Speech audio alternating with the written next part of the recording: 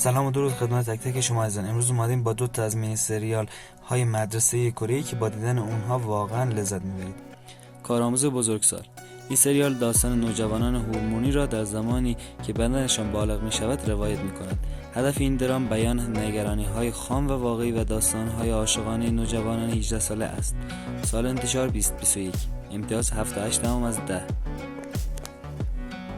ژانر عاشقانه، کمدی، مدرسه، دوستانه.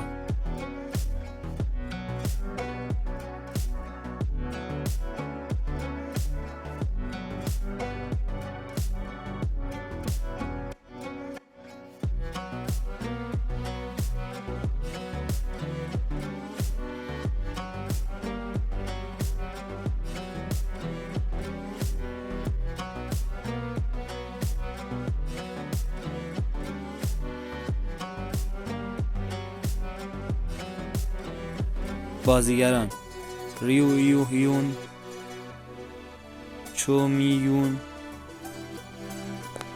جو یو جونگ.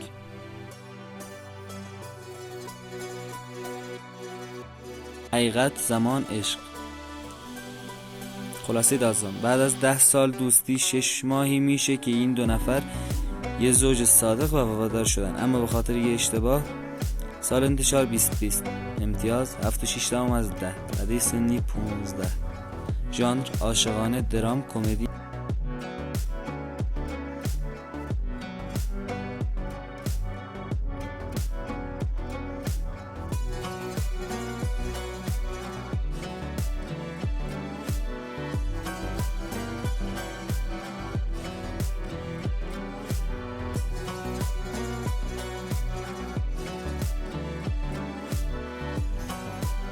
بازیگران: لی سی یونگ، چوی هیون،